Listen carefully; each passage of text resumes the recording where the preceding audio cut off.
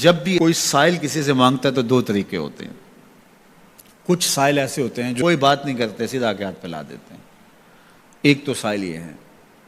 اور سائل مانگنے والے جو بڑے اچھے طریقے سے مانگنے کا بھی فن جانتے ہیں تو ان کا طریقہ یہ نہیں ہوتا کہ کسی کے آگے جا کے بس ہاتھ پھیلا دیں. پہلے وہ اس کی تعریفیں کرتے ہیں، پھر جو ہے وہ اس کی رحم دلی کا ذکر کرتے ہیں، پھر اس کے مال و اسباب جو اس کو دیے گئے ہیں ان کے قصیدے پڑھتے ہیں، پھر اپنی وفاداری کا اظہار کرتے ہیں، پھر جھولی پھیلاتے ہیں. تو یہ دوسرا اور مہذب طریقہ ہے. ایک تو مانگنے والا اپنی ضرورت کو یوں ہی کسی کے سامنے رکھ دے، اور ایک یہ ہے کہ مانگنے والا اپنی ضرورت کو رکھنے سے قبل جس سے مانگ رہا ہے پہلے اس کی تعریف کرے. اب بندے اللہ سے ہدایت مانگنے کے لیے کھڑے ہوئے، پہلے تو وضو کیا، صاف ستھرے ہوئے، کانوں پہ ہاتھ لگائے، اس کے بعد ہاتھ باندھ کے ادب سے کھڑے ہو گئے، اور اب مانگنے لگے ہیں تو کیا بولے؟ الحمدللہ رب العالمین. وہ آتے ہیں نا مانگنے والے دروازے پہ تو کہتے ہیں دوبارہ وسدہ روے، فلاں ہو فلاں ہو، وہ تعریفیں کرنے لگ جاتے ہیں. تو یہ مرحلہ ہوتا ہے.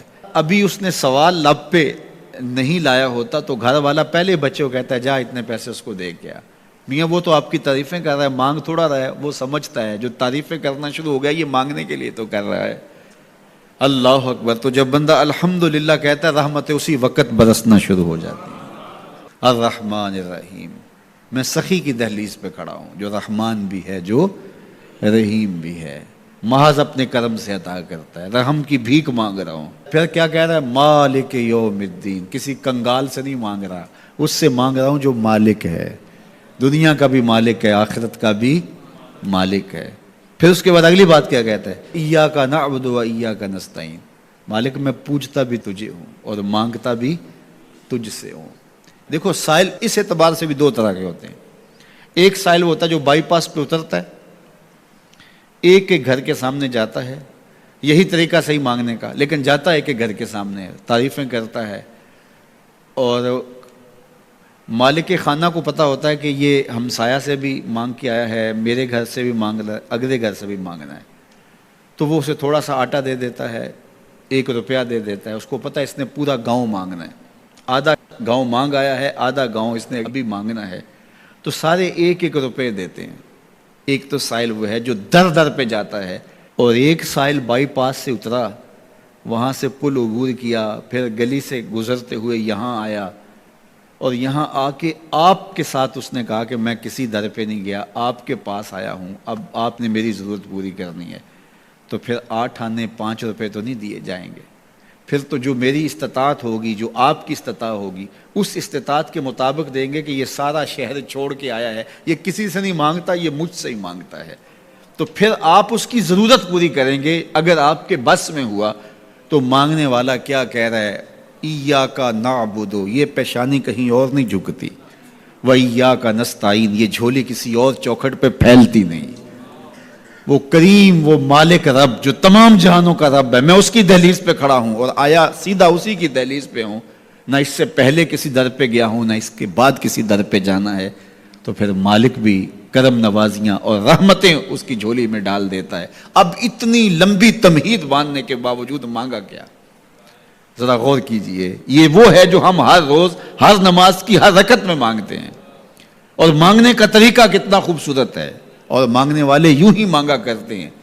پہلے جس سے مانگنا اس کی تعریفیں کرتے ہیں. آپ نے مانگنے والوں کو دیکھا جو سلیقے سے مانگتے ہیں، تیرے بچے وسدے رہیں، تیری جد آباد رہے، تیرا خاندان آباد رہے. وہ مانگتے ہیں اس طرح، پہلے تعریفیں کرتے ہیں، پھر کہتے ہیں تیری فیکٹریاں چلتی رہیں، تیرے جو ہے تیری جائیداد بڑھتی رہے. تو وہ اس کے خزانوں کا ذکر کرتے ہیں، اور پھر کہتے ہیں کہ یہ فقیر نہ مانا تیری چوکھٹ پہ آیا ہے، اس کی ضرورتیں تو پوری کر دے.